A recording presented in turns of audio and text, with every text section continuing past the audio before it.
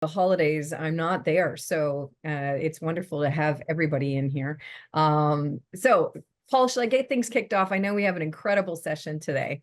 We do, and we have a hard stop for Jason for the next crew that he gets to talk to. So let's go ahead and get started.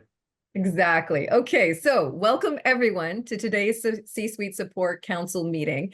I'm Trisha Ben, I'm the CEO of C-Suite Network, and I am always just so incredibly honored and grateful to work with Paul Whitley. He's one of our hero leaders. He's the chair of this council, and of course, his incredible team and this community. And, you know, when we are working together and looking at how we create opportunity together, great people by our sides and great content, great support, that's what it's all about. So Paul, of course, is also a fractional CFO with a mission to help businesses grow exponentially with extensive experience in creative problem solving, operations management, coaching, mentoring, and training, and so much more. By the way, also great hugs. I'm also missing that, Paul.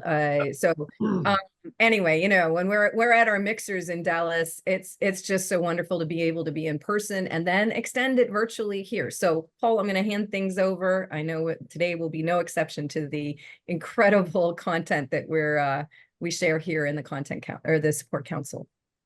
Trisha, I appreciate the introduction, and as you well know, the C-Suite network mixer that we have in Dallas, the C-Suite Council is involved with, has 90 to 180 people every third Wednesday in Dallas. So that absolutely invite you to consider that. And I'm sure that Rebecca will put that in the chat in the near future here. Today, we have an individual that I've had the personal experience of knowing for almost 10 years. Trisha has known him for almost 10 years. He is like the number 5 guru in sales leadership and sales training in the world based upon analysis out there. So I want to introduce you to Jason Forrest with the Forrest Performance Group. Today we're going to be talking about what do you do with getting businesses in shape? What are the 4 problems that businesses have when scaling up, and in this economy, trying to make sure that you're growing when others may not be? So, Jason, I want to turn this over to you. What are the 4 problems of business that you would start with when scaling up and trying to protect in this economy? Perfect. So for me, there's always just 4 simple problems. So number 1 is you have to create some sort of lead acquisition strategy. So you need not just inbound leads, but you also need highly engaged kind of inbound leads. So highly engaged marketing leads. One of the mistakes that we make, obviously on the marketing side, is we create kind of lead funnels and lead generation machines, but the marketing side doesn't warm them up properly. So they have to be warmed up properly. So that when they get handed over to sales, that would be the second problem. And that is, do you have a machine that can close business in 3 conversations or less? So one of the mistakes that a lot of businesses have is their sales cycle is too long. The other problem too is that, and this is a good kind of rule we all need to kind of live by, is that a company really doesn't trust you, and they really don't want to spend time with you until they give you money, which is kind of a weird kind of thing, right? So, well, how do we get money from someone if they don't trust us? Well, the idea is you have to get them to buy something from you in 3 conversations or less that they want to start a business relationship with you. So as soon as they start giving you money, then they also want to give you their time, and you want their time so that you can actually sell them something different. So you want to have a sales machine. So the second problem in business is, do I have a new logo? I call it new logo sales. So a way to drive in more business, new logos. Do I have a new logo machine that's developed that can convert business in 3 conversations or less, right? So that's the whole goal there. And then the third problem in business is, do I have operational excellence that can deliver on the new logo promises? So if operations must do that. So like in our company, we're a recruiting company. So we do sales recruiting, we do sales training and sales leadership training, and we do fractional sales leadership. And then we do lead gen, like building like marketing funnels for companies, right? So let's say we sold them on the new logo side on recruiting, but recruiting failed to deliver on the operational excellence that we needed. So new logo said, hey, I'm going to find you a great salesperson in 30 days or less. This salesperson is going to be better than half your average people, half your existing people. They're going to be able to outperform your existing people within less than 6 months. That's our brand promise. That's what new logo would sell. Well, operations needs to deliver on that promise. So if operations doesn't deliver on that promise, then we have a huge problem. And then the fourth problem in business is that expansion needs to come back in, and they need to take the trust that's been built, take the goodwill that's been built, take that initial promise that's been sold, and then we need to do three things. We need to sell them more, better, or new. So expansion is always about more, better, or new. So again, let's go back. So they come in on the recruiting side. How can I sell you more recruits? If they come on the recruiting side, how can I sell you a better package of recruits? So maybe it's like a package that's got sales leadership recruiting, not just the recruiting, not just salespeople recruiting, right? Or new. So new would be how can I sell you now from recruiting to training, or how can I sell you from recruiting now to fractional? So expansion, there's three problems in expansion, and that's more, better, or new. So do you have a kind of sales machine funnel that can go back to the well of that wallet of that client, and how can you sell them something more, better, or new? So whenever I look at any business that we help scale, we just literally diagnose those four problems. So do you have a machine that's developing and creating engaged marketing leads? And are they getting on the salesperson's calendar? Are the salespeople converting those leads in 3 conversations or less? Is operations executing on the promises that new logo made? And if so, is expansion coming back to that well, that client, and selling them something more, better, or new? And those are the 4 things. And honestly, if you just always figure out what's the chokehold of those 4 problems, you will always scale. All right, Jason. Recently, I watched one of your podcasts that was very interesting to me, and I thought it was exceptionally well done. That podcast was "Use this one phrase to close more deals." Why don't you expand upon what is the one phrase that every company should consider on those first 4 problems that they're having to deal with? How do you close the sale in those first 3 conversations with the customer? Yeah, well, I like when you just said that. So by the way, that was marketing coming up with whatever that tagline was. So now I got to figure out what that one phrase is. But I'm assuming let me give you a couple of ideas.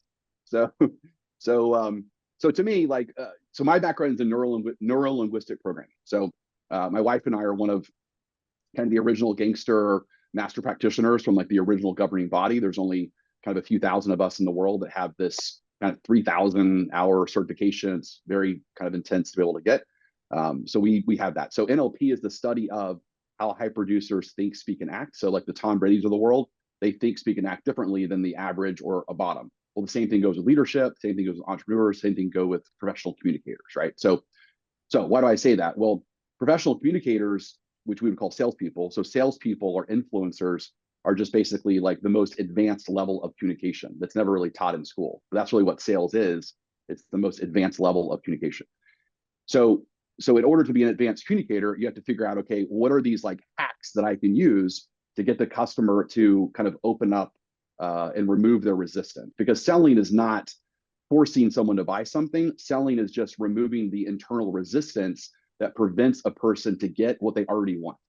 So whenever you sell someone to anything, I always say there's 3 facts you have to always go in knowing. Fact number 1 is they don't like what they currently have, or they wouldn't be talking to you. So there's something wrong with their current product, service, vendor, whatever, or they wouldn't be talking to you. That's fact number 1. Fact number 2 is they're not living under a bridge, meaning they know the economy, they know the war with Russia, they know interest rates, they know inflation, they know people are late, they know what's going on out there. So, and they still want to talk to you. So even with all that resistance, they still want to talk to you.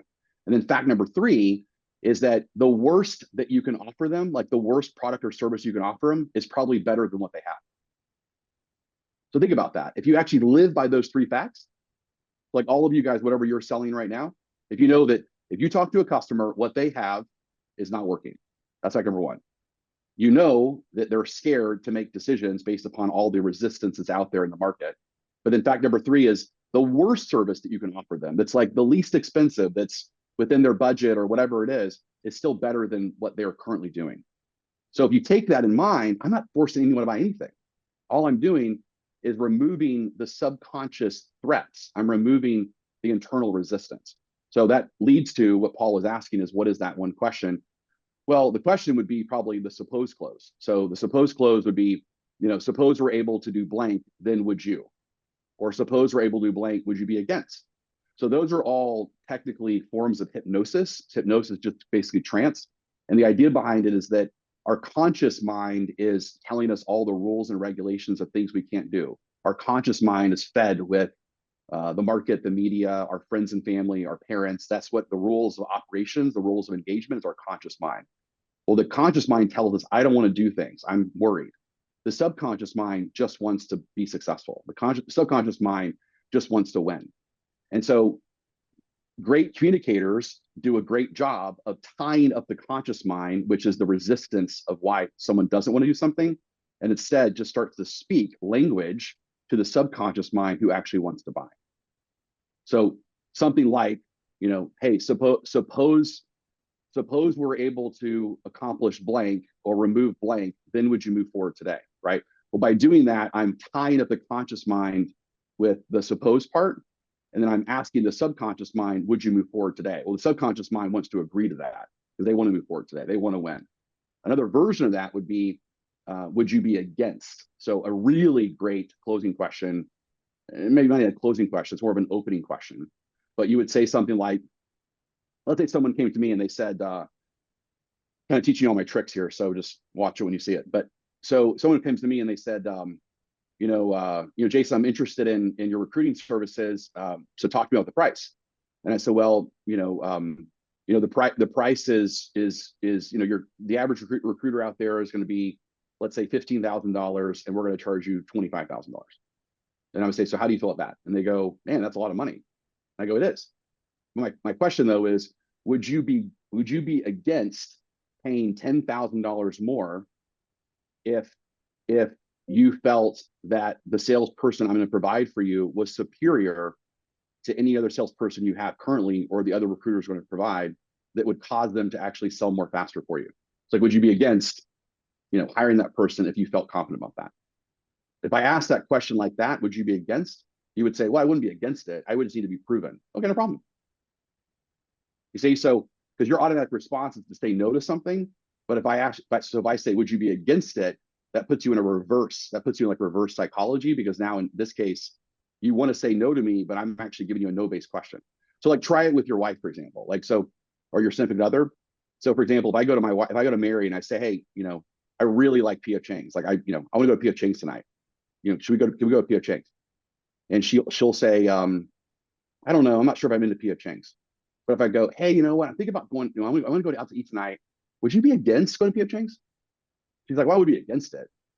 You see, so it's like I'm like immediately now she's like surrendering to me. And now she's in a yes cadence versus a no. And I'm going, great, let's talk about going to P.F. Chang's. So that's the example of what we're talking about, Paul, with like, how do I use these techniques? Again, the main thing you know about selling, that's probably the most important thing. And that is you're never forcing someone to buy. Whenever you force someone to buy, it creates a natural resistance. All you want to do is just like get into the surrendering aspect of things. So think of great salespeople are like Steven Seagal at Aikido. Remember Steven Seagal movies back in the 80s? Like I grew up with that stuff. Remember, like he would have all these attackers that were trying to attack him, and he would just like kind of go with the flow of things, and he would use their own kind of weight in order to like put them into submission. Well, that's what great selling is. Great selling is more like Aikido than it is like boxing. I don't want to like fight you. I really just want you to do what you want to do. I'm just going to remove the resistance that's in the way. Perfect. I will share that after I watched your video, I did my best effort with that, which I do have some selling skills, but nothing on your level. I don't even claim that. But we did close a sale, a very nice company using that methodology. And I'm going to tell you guys, anybody that is listening out there, it does work. All right, Jason, what are the 4 decisions that every company has to make to become a great sales organization and a profitable company? This is great. This is a very simple formula that, again, we've applied this to our private equity companies that bring us in to flip their companies, to billion-dollar public traded companies, to small businesses. I will tell you right now, these are the 4 decisions. Like if they make these decisions, well, and every company will make some version of these decisions. It's just if you make all 4, you get the kind of the fastest growth possible. All right. So decision number one is that you only hire the absolute best salespeople. So you only top grade. Now I would call them coachable gumps. Okay. So that's my last name is Forrest. We came up with this fun little acronym. We use NLP to study the top salespeople on the planet based upon who we train. And we came up with these 5 characteristics that we labeled the coachable gump. Okay. So coachable meaning that, and when I share this with you guys, like think of salespeople on your team right now, and then right next to it, like, do you have people that have this trait or not? So coachable is you say, hey, salesperson, I need you to go do the following things, say the following things. Hey, I like this, this question that Jason uses. Would you be against? I want you to go do that with every customer today. If they're coachable, they go, yes, sir. I'll report back how it worked. If they're not coachable, they go, well, hey, Robert, can you explain, like, why do we want to do this? And what's the point of this? And what if this happened? And what if this? And so they end up, you have to like sell them on everything. That's not coachable. G stands for, so we have GUMP. So G stands for goal oriented. This is a salesperson that they're self-initiated and maintained. You don't have to babysit them. So for example, if you have salespeople on your team right now that you go to them and say, hey, tell me your forecast. And they go, oh, no problem. Here's my forecast. They know exactly who their forecast is. They're goal oriented. If you go to that same or different salesperson, tell me your forecast. And they go, oh, okay, let me go in my CRM. Can I get you the report to you at the end of the day? Hey, what's my CRM password? Can you reset it for me? That's not goal oriented. So goal oriented is very important. U stands for unleashed. That's unleashed of any of the excuses. So a lot of salespeople have excuses. They're afraid to follow up. They're afraid to call. They're afraid when they get ghosted. They're afraid to pursue it. They're afraid to walk into an office, et cetera, right? So that's that unleashed of excuses. M is the motivation to hustle. Okay, so motivation to hustle. So that's different than outward energy. All hired people before on a mishire, they have outward energy in the interview, but they don't actually execute on their promises. So that internal drive or motivation is so important. We can measure that. And then last is P for procedural base. So there's 65 meta patterns in the brain based on NLP. A meta pattern is just how we're uniquely wired. So we all have these different unique wirings. Well, one of them is option-based versus procedural. So those of you who understand the whole and probably been connected to the whole traction movement, think of a visionary as option-based and a integrator as procedural. That's just the way that your brain is wired, right? Why does that matter? Well, you actually don't want option-based visionary salespeople. It's not a good way to scale your team. Now, a lot of founders like myself, I'm more visionary, I'm more option-based than I am procedural. I have to have disciplines, I have to be conscious to be procedural, but I'm definitely more option-based. But you would not want a team of 15 of me. Because if you had a team of 15 of me, you'd have 15 Rambos. What's the problem with that? Well, if you have 15 Rambos, then that means that you have to have one sales manager that's going to have 15 individual conversations to run that organization. But if you had 15 coachable gumps, in 1 hour, you could actually tell all 15 what to do, and all 15 would go do it. If they're all Rambos, it would take you 15 hours to run 15 people. So the first decision, I'll go faster than the rest of them. The first decision, though, is you only hire coachable gumps. You do not need industry experience. We'll talk about that later, but only coachable gumps. The second decision is stop measuring your success based on how many sales you made and start measuring your success based on how many customers said, hey, can I stop you for a second? Sandy, that's the greatest sales experience I've ever had in my entire life. Your salespeople are perfect.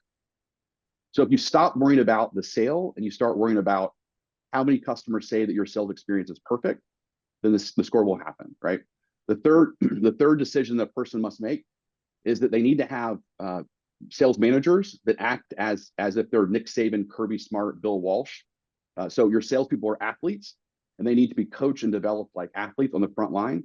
Most sales managers are nothing more than overpaid admins. They're 6-figure admins that run reports from the skybox, but Nick Saban would never do that, right? Nick Saban would be in the field calling plays. And then the fourth decision you have to make is that you have to change your identity as a culture, and that's probably the hardest one people have to make. So for example, like at C-suite support, you guys are not fractional CFOs that have sales and marketing. You have to see yourself as we are a sales and marketing company that sells fractional CFO services. So you have to change your identity. So even us, we are not a sales training and sales recruiting company that has sales and marketing. We're a sales and marketing company that sells sales performance solutions, that sells recruiting services. So it's an identity shift. And that's super important because you see everything from that perspective of everyone is now in sales. Everyone now is in marketing. Everyone is pushing this forward. It changes everything. But again, look at every great company out there. They're a sales and marketing company that sells cars or sells technology or sells whatever it is. That's the identity. So those are the 4 decisions you have to make. And if you make one of them, you'll do well. If you make 2 of them, you'll do well. If you make all 4, then it's, lights out for your competition. Outstanding. I can say years ago when I first got involved with Forrest Performance Group, one of the first things that we were implementing in that company, and it was just being enhanced, was that every person's a salesperson.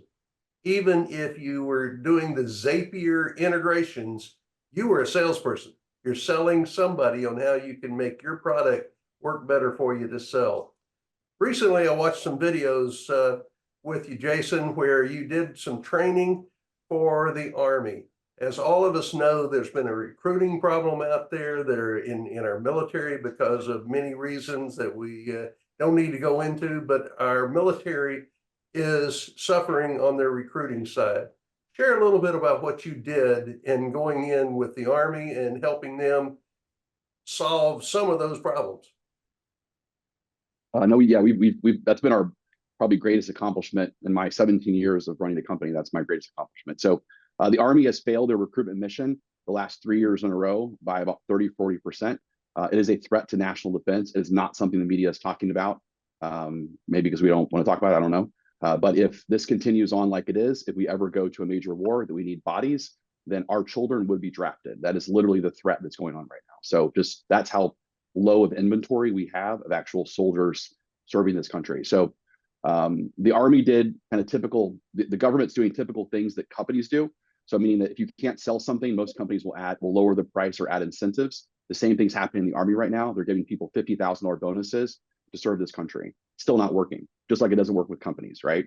So you can't lower your price enough until someone buys. It doesn't work. If it does work, you end up creating a whole brand loyalty type problem, which is what they're doing as well. So now they're convincing kids to join the Army to make 50 grand, not do it because they want to do it as an act of service and serve this country. So it's just the wrong message.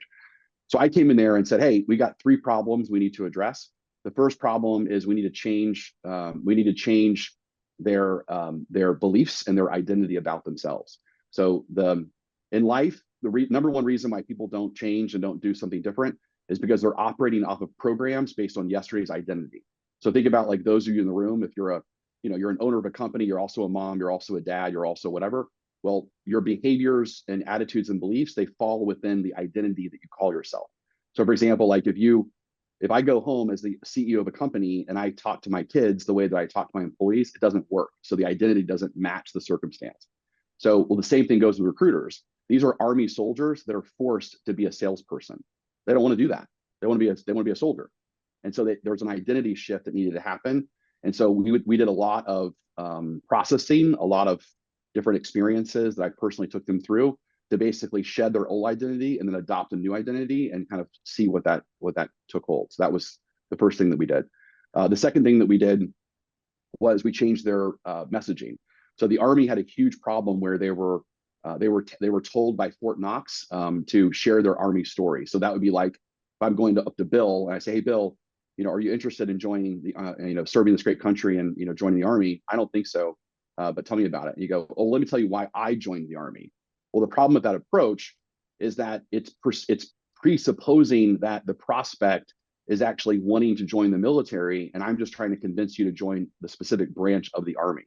Well, if you actually look at the research, this came in my book, Warrior Selling, this is a thing about all prospects, is that 95% of the prospects that any company talks to at any given moment is what's called a category 1 buyer. A category 1 buyer means they're interested in talking to you, they're just looking, but they haven't decided to change their current solution. So a category 1 message is, let me convince you why your current path you're on isn't correct. And once I can get you to admit there potentially is a better option, then you'll be open-minded to hear what that is. So first you sell the problem that they're currently in before you sell what the potential solution is, right? So what the Army was doing is they were selling what's called a category 3 message to a category 1 buyer. So category 1 buyer is, I haven't decided if I'm going to change my life course. Category 2 is, I'm overwhelmed with my options. Category 3 is, I'm now going to join the military. It depends on which branch I'm going to be in, right? Coast Guard, Army, et cetera, okay? So they were coming in with a category 3 message, why choose the Army? And they need to be coming in with a message of, hey, the current path you're on is an 18-year-old kid. Your goal is to do blank, blank, blank. And right now you're going to go to college. That's not going to actually achieve your goal. or you're going to go work at Amazon. That's not going to achieve your goal. So what do you actually want to do when you grow up? What do you want to be? Who do you want to become after college? I mean, after high school? Great. Now let me show you that the choices you're about to make and the path you're currently on is actually not going to achieve your dream outcome. So once we got them to like sell that to the high school kids, then they go, oh, you're right. So what should I do now? Hey, now the second message is, let's talk about serving this great country. And then once they sold them on a life of or an act of service, then in doing something bigger than themselves, then we closed them on selling the Army. So that was we changed the process that Army was teaching in Fort Knox. And then the third thing I did is I changed who they went after. So just like, again, it's all the same problems the government has, same problems corporations have. So the number one problem salespeople will say is, well, the people, I don't have qualified prospects, right? Well, the Army's complaining the same thing, is that the kids these days can't pass the test and they can't pass the physical. And so they're blaming the circumstances. It's harder to recruit. And what I said is like, hey, guys, you're giving the same excuses that corporate America gives me. So just go after the ones that can qualify. And they're like, what are you talking about? I said, you're going after the bottom 50% of high school kids. I want you to go after the top 50%. Go after the star football players. Go after the kids who are going to college. Go after the valedictorians. And they said to me, those kids don't want to join the Army. And I go, that's why you're in sales. Sales is to convince people to do something they weren't planning on doing. That's going to be in their best interest. So the people who want to join the Army can't qualify. And we actually don't want them in the Army because they're not warriors. So let's go after the warriors and let's convince them that the path of the Army is actually better. And so by doing those three adjustments, we were able to increase the enlistments by 108% in 90 days. If you were in my pilot program, you would bring in 7 more soldiers compared to the ones that were not in the pilot program over a 90-day period. So 7 times more enlistments, 7 times more sales. Normally it takes the Army 13 months to make an effective recruiter, which is someone to actually make your quota, like a monthly quota. We were able to do it in 13 weeks. But the greatest accomplishment we were able to do is that 100% of the recruiters that were on the suicide watch list during our program, we took off the suicide watch list. And you're probably thinking, well, gosh, how in the world is that possible with sales training? Well, remember I said earlier, you have an identity problem. So sales is important for you guys all to know. So most people fail in sales. We all know that. Well, why do they fail? It's not because selling is difficult. It's because there's an identity or a fear thing that's connected to it. Well, if people are afraid of it, what do? They run towards it, embrace it, and desensitize the fear? No, they actually escape it. So in corporate life, what do? They play in their CRM all day. They get ready to sell. They organize their outlook. They talk to the same prospects over and over again. They're fun to talk to. Will never buy. They do what's called coping mechanisms to make their life easier, even though it's not more productive and result oriented. Right? They take the long way to go call on a customer. They, et cetera. Right? Okay. Well, in corporate life, if that doesn't work, then eventually it gets too hot and they change careers. So for example, like right now, SaaS, is not as easy as it used to be. So these SaaS salespeople are now switching and trying to find another sales job that's easier to sell to. Or real estate used to be easy. Well, now they're going to go find a different job because again, they don't like the conflict of it. All right. Now, so sales, you can get out or quit or try something different. In the Army, you can't do that. You have a 3-year commitment. So after all that drinking, alcohol, drugs, coping mechanisms I just mentioned don't work, they commit suicide. Because suicide is the ultimate freedom of any human being. It's the fastest way to basically get yourself that freedom when alcohol, drugs, and things don't work. So we were able to actually remove the underlying problem that caused the tension with that prospecting and going into these high schools and talking about the Army. We removed all that and removed the suicide watch. Well, I want to commend you on that. After hearing it, I think it's amazing. And you touched on one of the major areas I think is across the board, and that sales has the highest rate of turnover, voluntary turnover in the industry, certainly in 2023 with the way things are going now. What do you do? And I know years ago when we were working directly together, your company was doing primarily training. You were training people how to sell better, but your companies had turnover within those companies.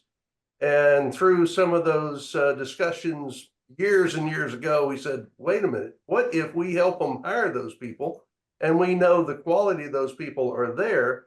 Oh, and after we hire them, we train them to make sure that they get to the position they need. And I know that for years you've run in the top 25 to top 30% of the salespeople in that company of the ones you put in there versus the entire sales staff. Talk to us about the turnover. What did you see, and what did you see the opportunity for Forrest Performance Group to move from just sales training, which is absolutely wonderful, to creating a whole sales machine and recruiting for that group? Yeah, so this is my story I always tell about recruiting. Recruiting is our fastest arm of our company right now, over training and fractional and everything else. But the simple way I explain it is I 100% did not want to be a sales recruiting company. Okay, I wanted to be a training company. So I do not like. I mean, I really did not like it when I first started. I did it because I had to, because I actually did a poll. I was trying to find a recruiting advisor company that I could go out there and like partner with, right, and just refer to my customers with.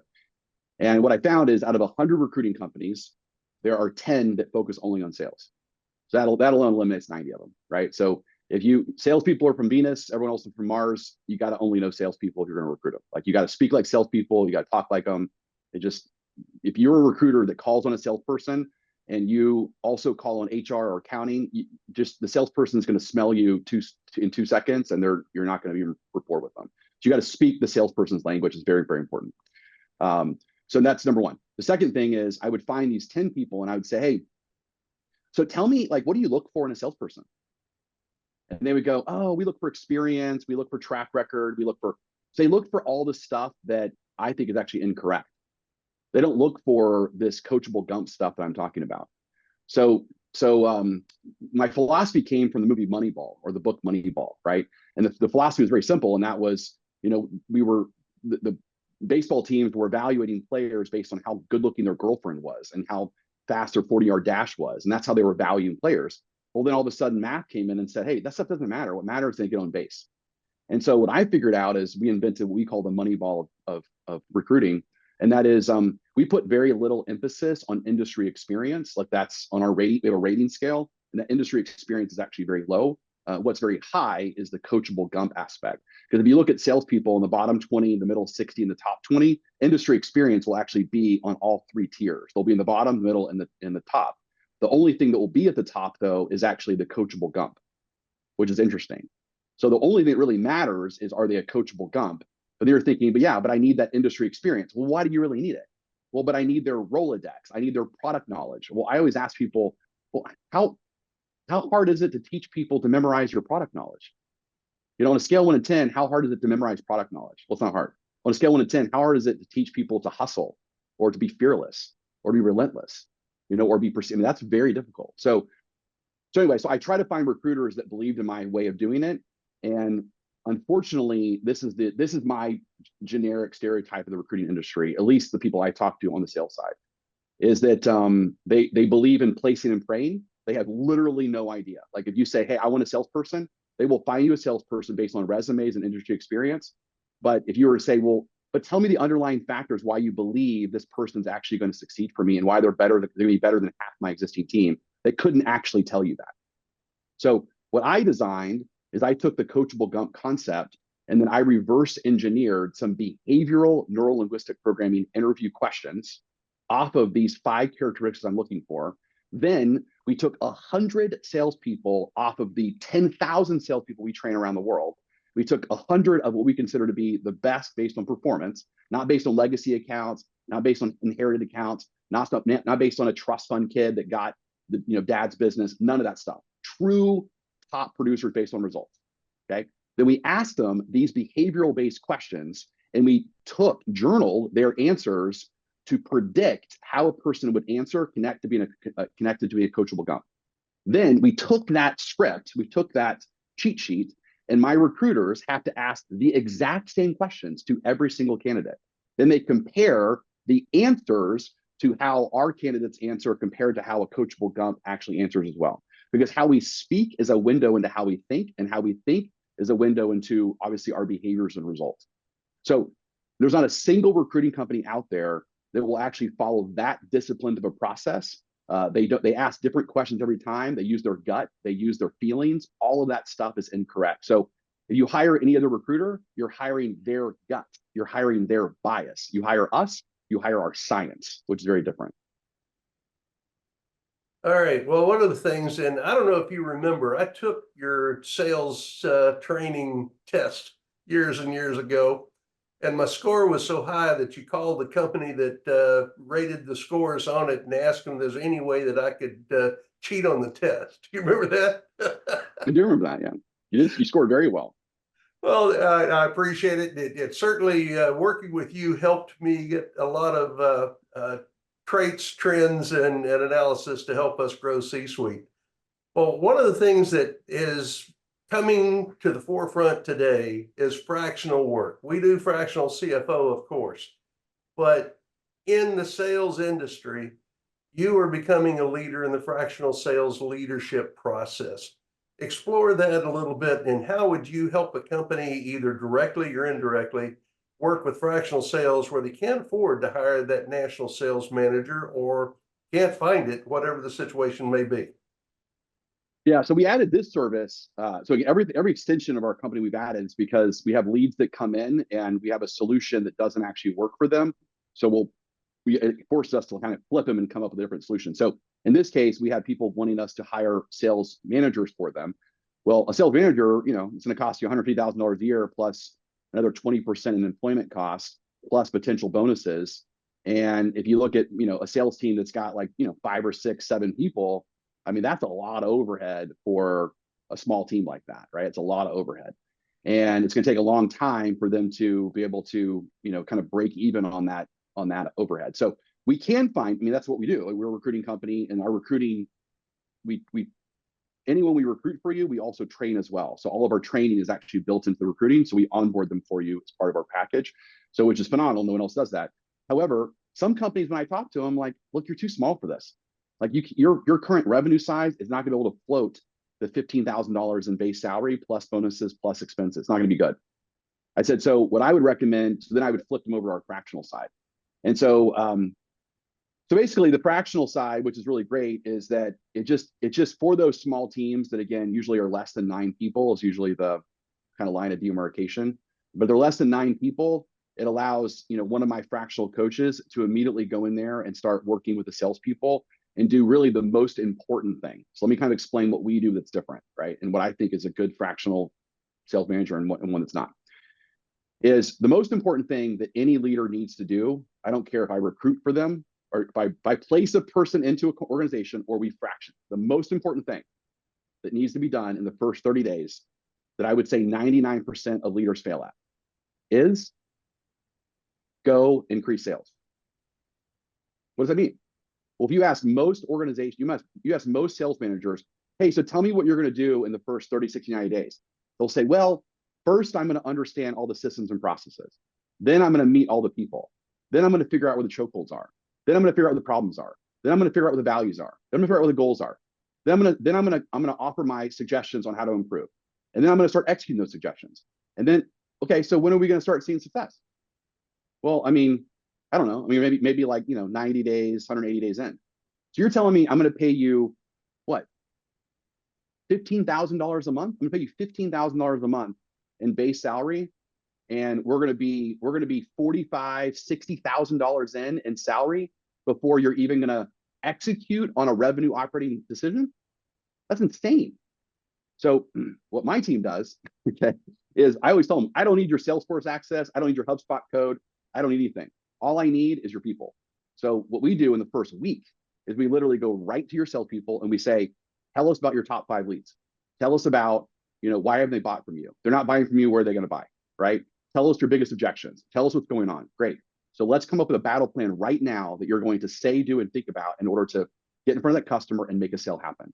So our priority is we need you to make money off of us in the first week, 2, 3 weeks. And if we can do that, then we'll worry about structures and systems and processes and CRM implementation.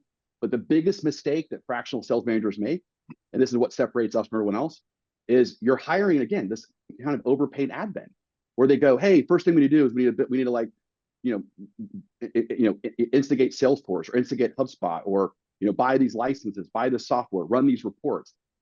None of that stuff matters. What matters is, you're currently selling 1, I need you to sell 2, What's stopping you from doing that? And let's get in the trenches, roll up the sleeves, and let me show you how to sell something. So that's our approach that I would say really sums up like what a fractional coach needs to do. And if you were to hire a sales manager tomorrow, don't evaluate them based on, hey, well, I think it's going to take probably, 6 months before they start making money for us. No, they should make money for you literally in the first week. The first week they should make money for you. Well, I love the idea, and I'd love to introduce this. And as we go along, we work with a lot of companies that need that fractional CMO. We have some people that go in to help companies, but I love the approach that you're doing.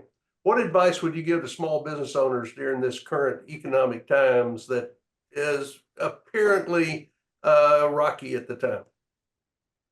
So one of my philosophies in life is, and this is like one of my core philosophies, and that is a warrior always finds an advantage. So our program is called Warrior Selling. A warrior is not, you can see behind me the 7 virtues of Bushido. A warrior is not an aggressor. A warrior is a leader, a protector, and a servant. A warrior is just kind of the best version of us. It's someone who's sales responsible and personal responsible. That's all it is, right?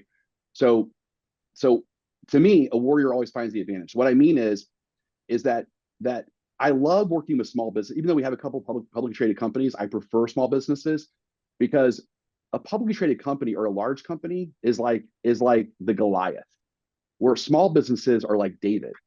And if you really like look at the story behind David and Goliath, the main reason why David won, right? If you strip away the kind of the spiritual aspect for a second, the main reason why he won is because Goliath only had one tool. He had his size. That's all he had. But he wasn't flexible, he wasn't nimble, he wasn't adaptable, none of those things. And he kept asking David, hey, come closer, because I want you to fight my game, right? And David's like, I'm not fighting your game. I'm gonna hit you with a slingshot. I'm gonna run around in circles and I'm gonna do stuff that you can't do.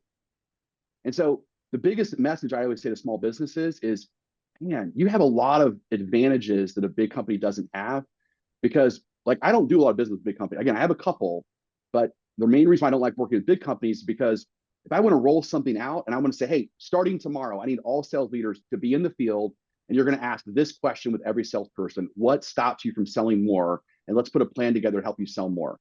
If I do that with some billion-dollar company, it will take me 6 months to execute that, because I have to get every division on board, every leader on board. I have to call a committee. I have to sell each one individually. I mean, it's ridiculous, right? But a small business, I can go, hey, starting today, you're going to do this. And they go, okay, I'll do it. And so I always tell every small business owner, don't try to be like the biggest company you compete against. Instead, be David, right? So you have the ability to train your people faster, to onboard them faster, to make decisions faster, to be flexible faster. I mean, you can do so many things they can't do, so that to me is the ultimate advantage.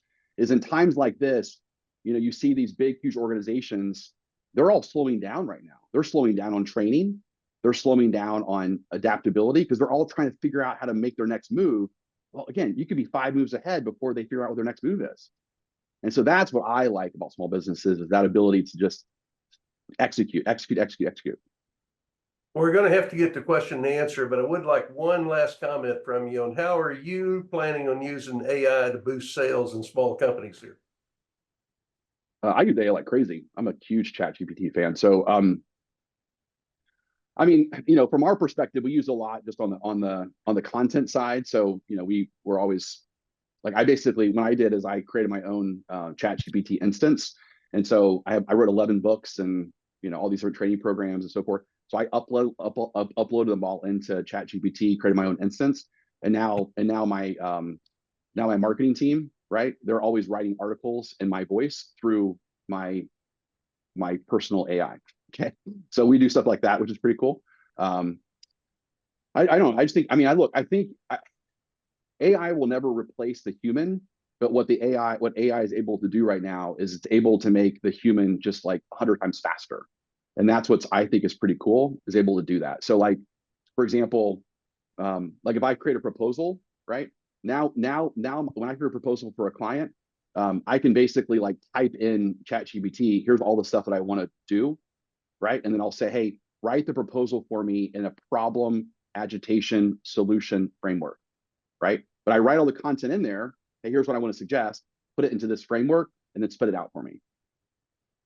So it's just that kind of stuff that is so much faster. I mean, Or, someone, I mean, I closed a $90 million in-home services company that's backed by private equity.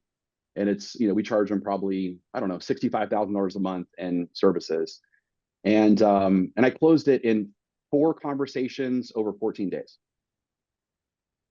One of the ways I did that is that the guy, the CEO, like Ray, he's a high-powered CEO. He wanted to ask me a lot of questions via email, right?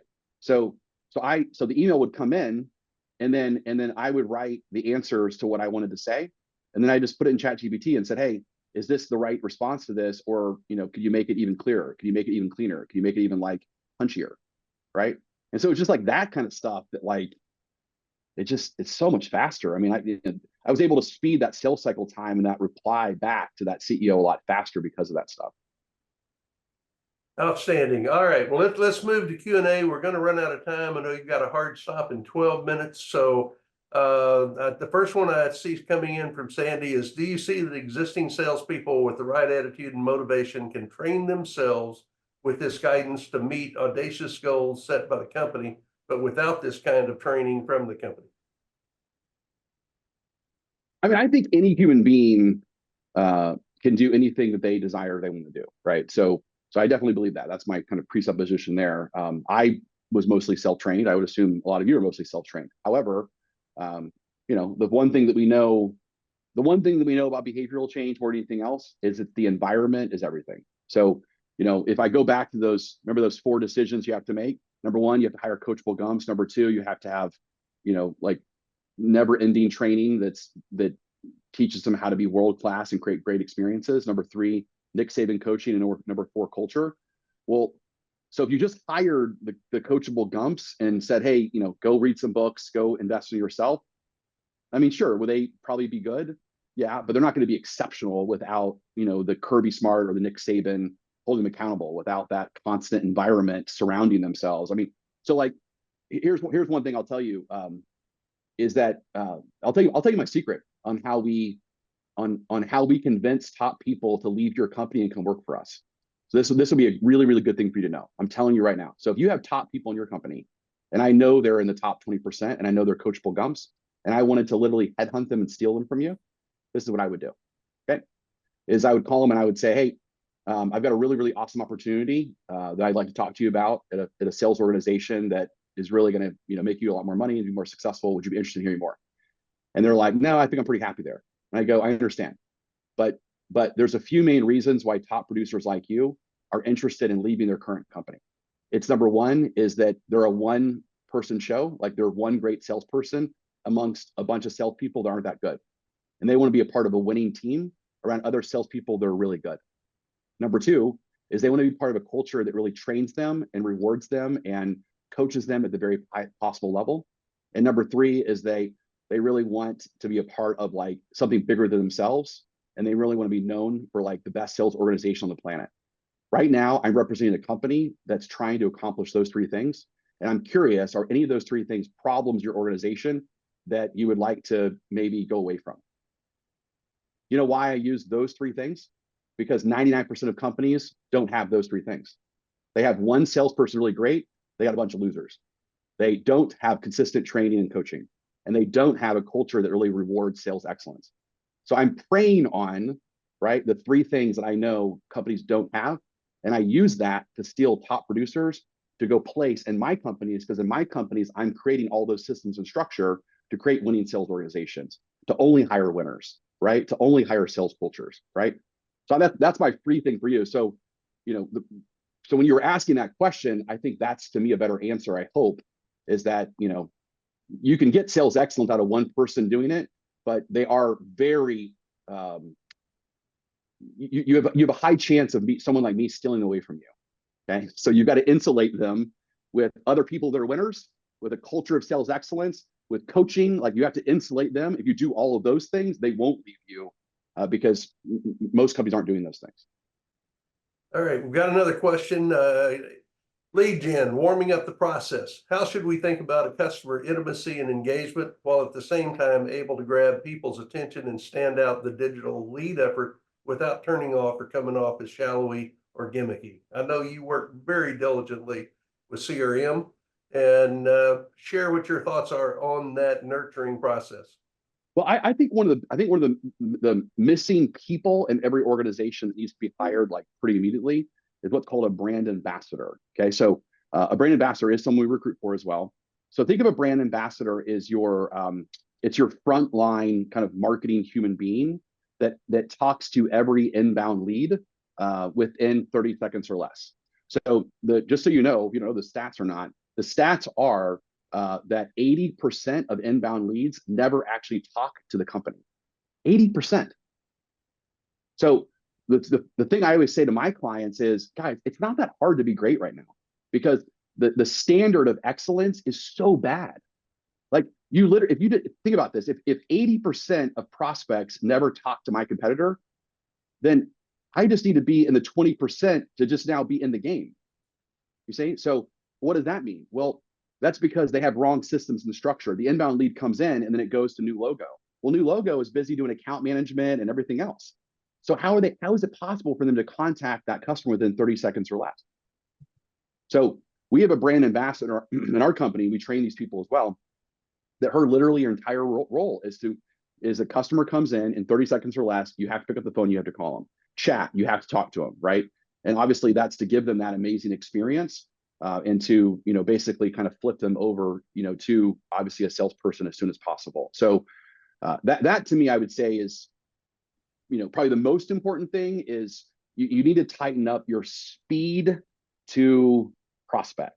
The speed to prospect is everything. And that's probably the number one missing link that organizations are not probably doing a good enough job, is they're spending all this money on pay-per-click and, lead gen services and so forth. But when the lead comes in, they need to be contacted in 30 seconds or less. And if they don't, think of it as like a fish that's on the hook that you don't reel in. Well, you just spend all this money and it doesn't really work. Chris, you had some questions earlier. Can you lead for just a moment? Sure. Let's see if we have any more questions. Sorry, my voice is a little bit off today. So another question we had coming in, I'll just read this one. So what advice do you have for a sales team of one?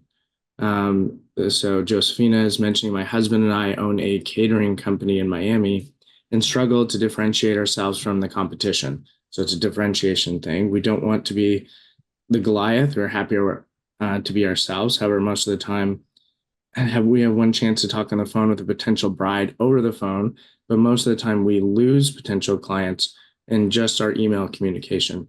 We have a cost-driven market where standing out is challenging in that environment. Yeah, so I personally, in this case, this is where I would go back to that brand ambassador. A brand ambassador you can hire for $65,000. So hopefully you can afford, you can afford that right now on the budget side. That brand ambassador, they can, if it's for a small business, the brand ambassador can actually do a lot of things in the beginning. So first, they can kind of run your marketing campaigns for you, and they can run all of your marketing vendors if you need them. But then obviously when they're kind of not running that, their primary role is to immediately respond to those email communications, as well as to get on the phone with them and to start nurturing that lead. So you can also teach them how to be a salesperson as well. Or if you don't want to do that, they can at least nurture that lead and immediately schedule an actual pitch conversation with you as the salesperson. So that's probably the, here's what I would say. Like, a lot of companies, they'll come on and it'll be I call it the founder's plateau, right? So the founders basically, like, they can't grow their business anymore because they themselves, are the person that sells everything. And so where do they go next? I think most businesses, they jump to a new logo salesperson too fast. So they jump to that, $150,000, $200,000 kind of like sales spend. I think they should actually jump to a $65,000 brand ambassador first. So what that means is that brand ambassador now is going to be taking over that kind of that marketing type function, as well as that initial kind of warming up the marketing leads. They then pop them and put them on the founder's calendar in order for the founder to actually close. Like that's to me the most conservative way to not have your employment cost too high, but still put you as the best closer on the call. And then once that revenue gets to a certain threshold and the leads are strong enough, then you can then hire that next person, which would be the salesperson. That would be my advice. Okay, no, I think that's helpful. So Jason, in that case, right, when someone calls in and then they may lose it from an email, there's maybe some kind of process in between there where you try and keep that fish on the hook, so to speak, right? Yeah, and that's honestly where AI does a really good job. I mean, guys, that Chat GPT, you could actually put that in Chat GPT and say, hey, here's, I want you to use this framework to respond to these emails and get them on my calendar. I mean, booking links do a great job. I mean, picking up the phone. I mean, these are all things that you could train a salesperson very easily, or train a brand ambassador very easily to do this kind of stuff. Jason, I have one question for you, and I know we promised to get you out on time, so maybe it's a 1-minute response.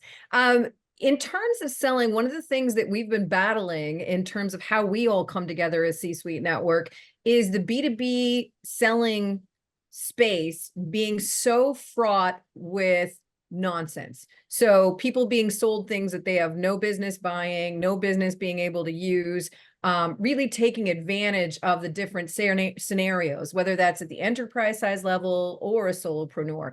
And I'm really curious how you embed that values-based approach from the perspective of, look, obviously we want to be fabulously successful. There's more money when people are actually successful through what we sell them.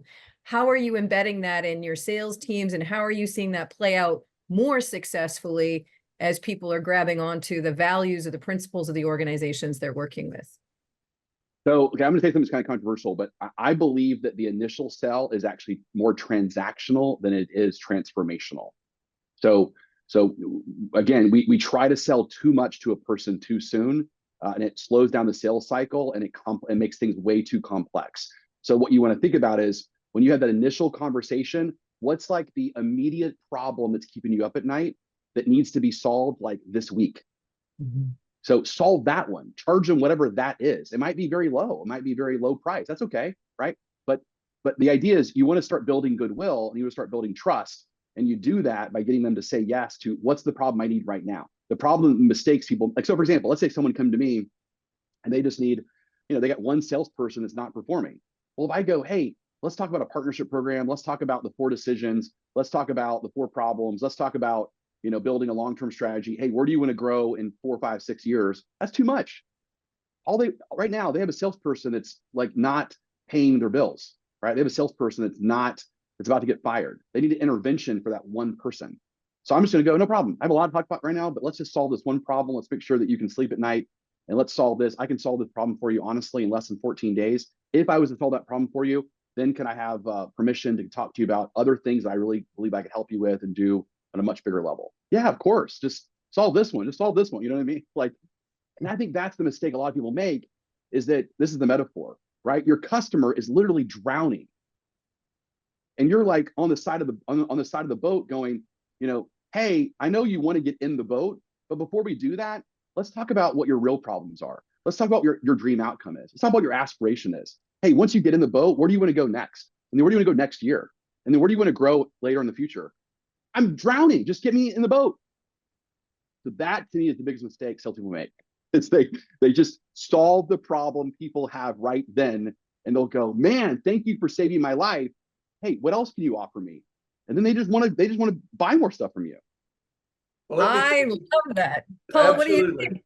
I was going to say, Jason, you just gave me that last minute and a half is something I'm going to be sharing with my team, because I've been in conflict with them that we want more information. We want to develop. I said, no, sell them the first time. Mm-hmm. Thank you for that last minute and a half. The guys that are on this call that know about what I'm talking about.